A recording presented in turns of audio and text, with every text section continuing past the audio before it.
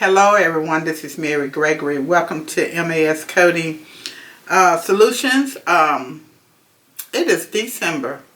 Man, how time flies.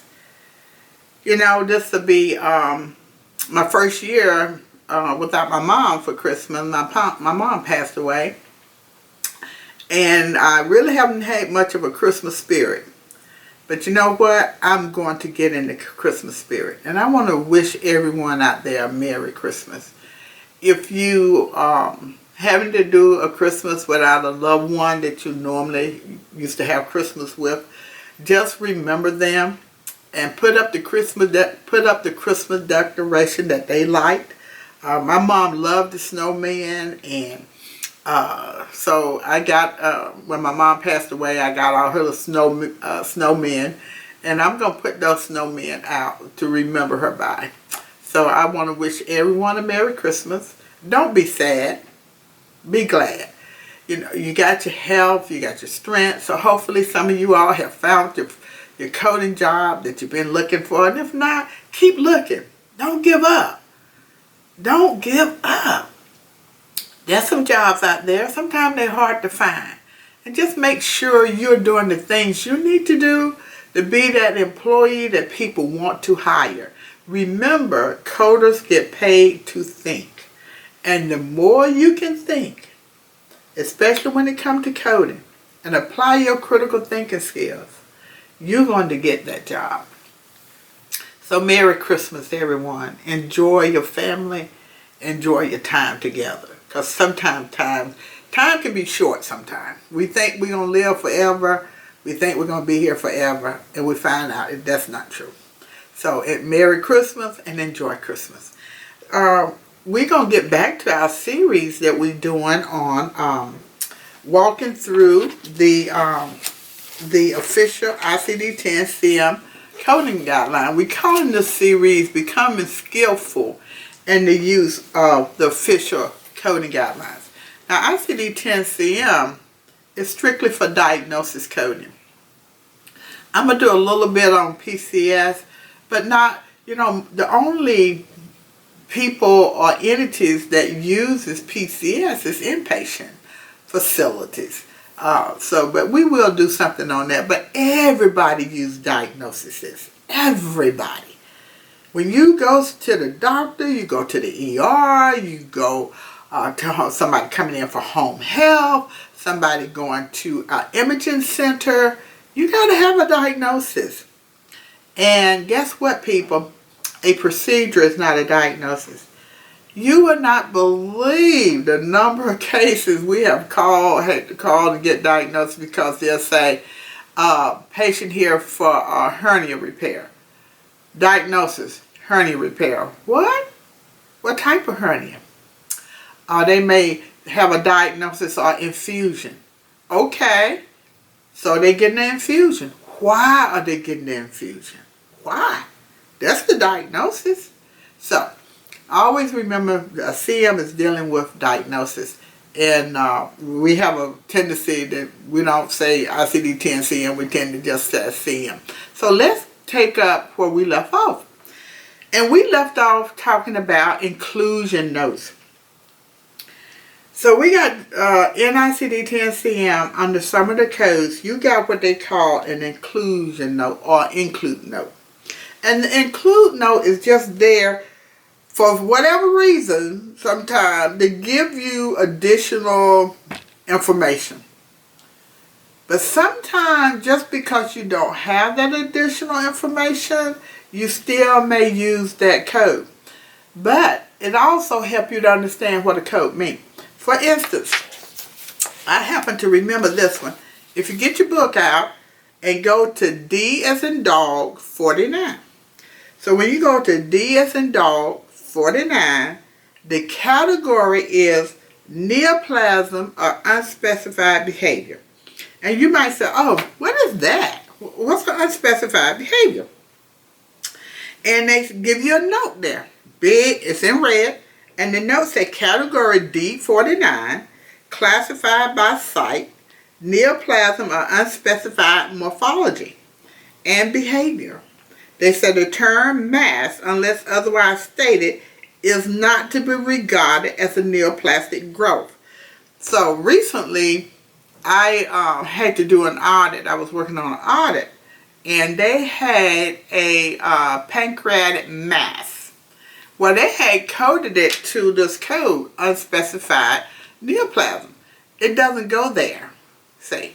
And they telling us it's not to be regarded, so the term mass, unless otherwise stated, is not regarded as a neoplastic growth.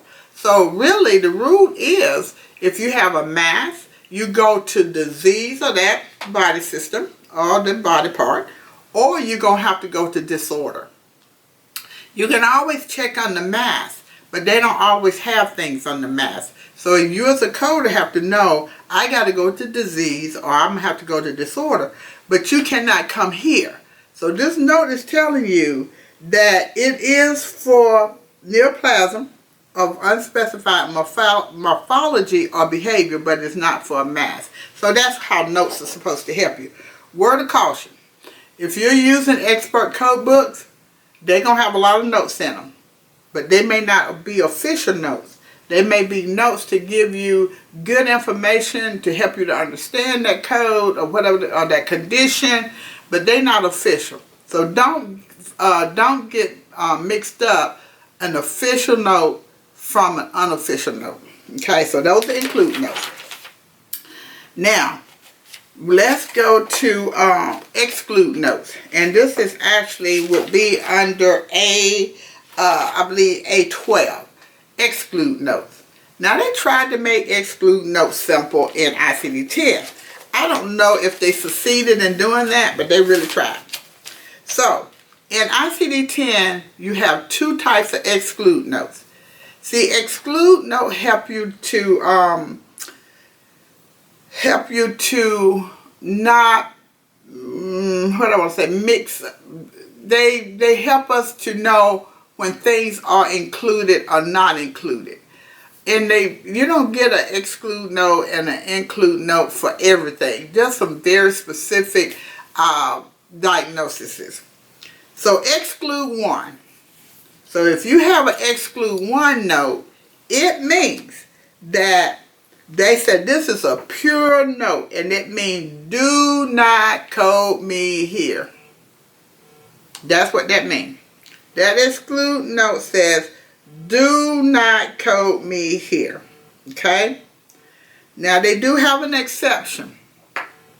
When 10 was put together, it's so many codes that there was sometimes some mistakes made, and there are times when these two conditions could occur together. Okay? But they don't give you that on the test. They're going to give you a pure exclude one note. If you have an exclude two note, exclude two notes mean I may need two codes. 1 + 1 = 2. And so they telling you with the exclude two note, hey, you need two codes. In fact, I think, let's look at J44. Let's look at J44 about that exclude note. Let's see here. I want to make sure.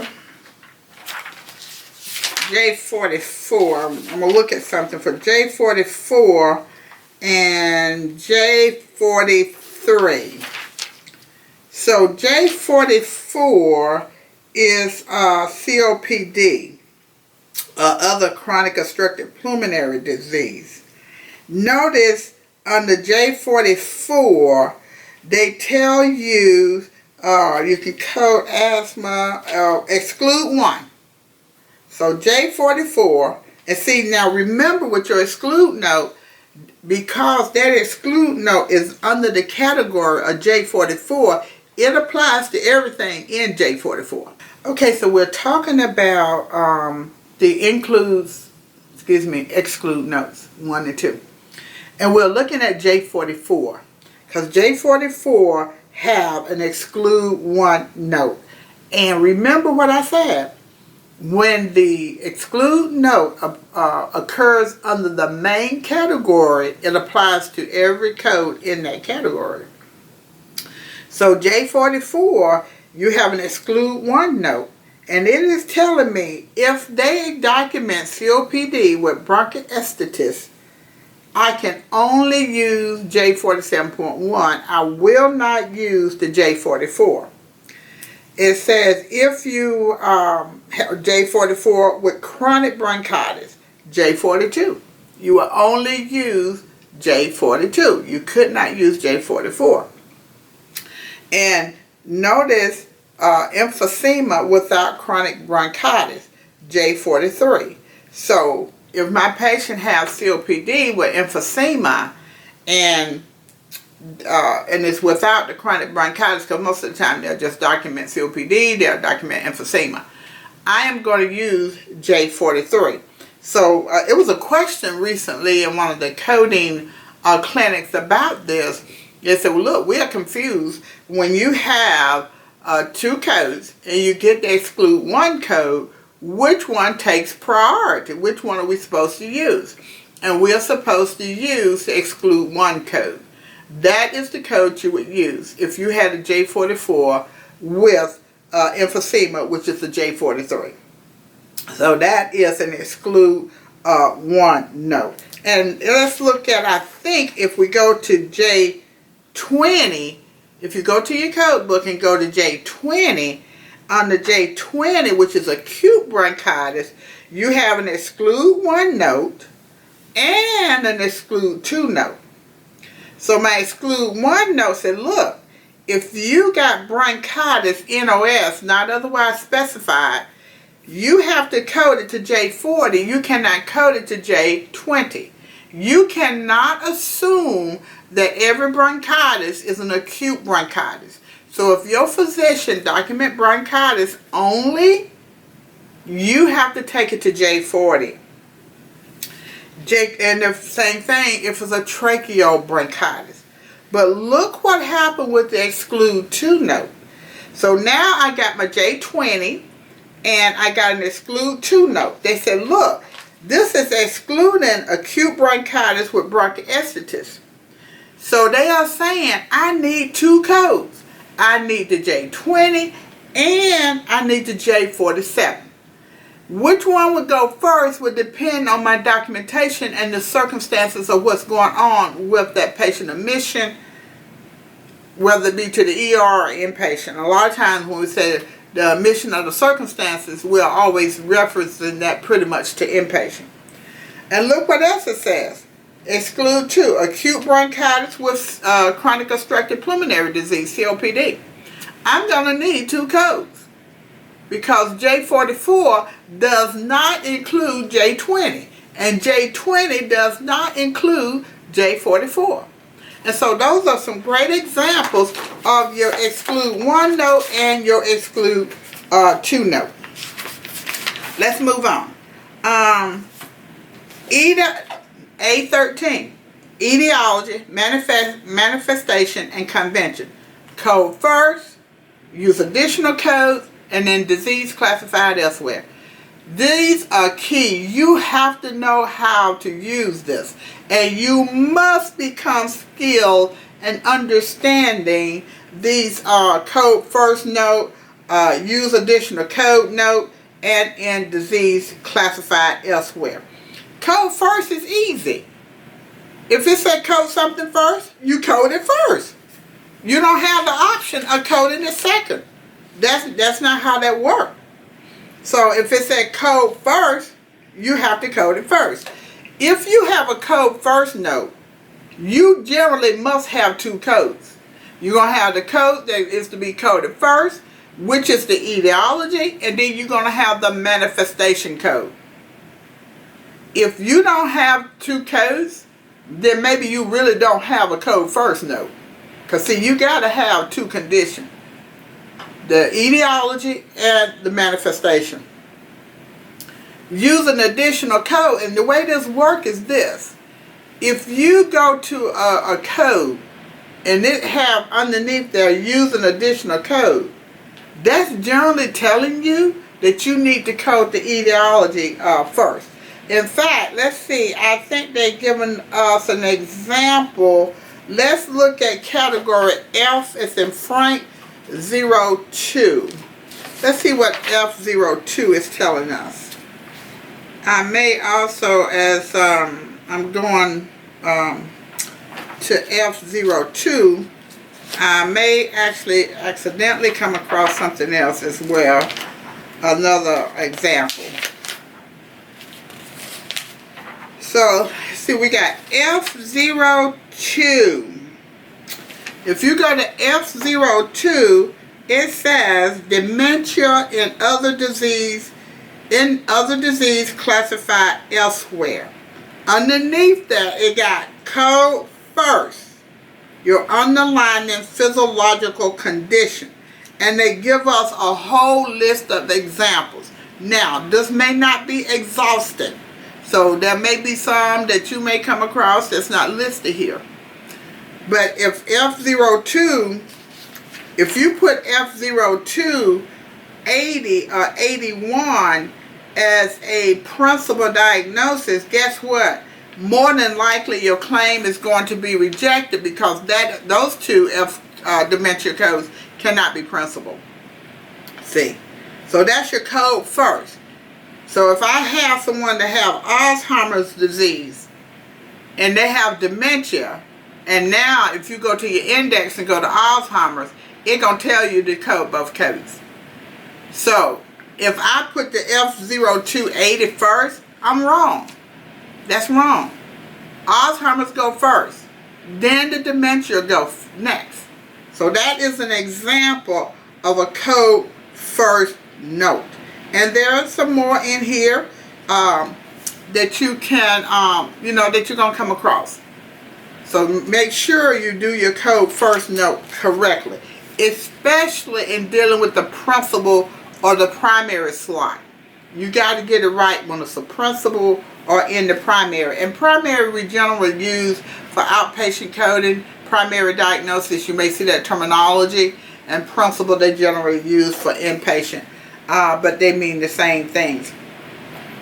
Let's look at in disease classified elsewhere. I think if we go to B as in boy, let's see, B95 maybe. Let's see here. See, CoFirst, that was one. Let's see here. B95 through B97. B as in boy 95 through B as in boy 97. Now, see that little red box there? It said note. It got a note for you. They said these categories are provided for use as a supplementary or additional code to identify the infectious agent in disease classified elsewhere. These codes cannot be a principal diagnosis. If you send this in as a principal, and generally your bill may get returned to you. But don't be surprised if it does not. Not every insurance company or carrier have great software where it catches these things. Now Medicare does, and Medicaid does. And I think now a lot of your commercial insurances are running these programs.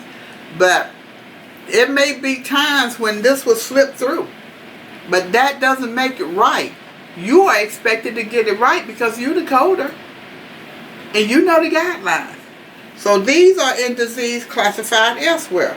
B95-0, Streptococcus group A.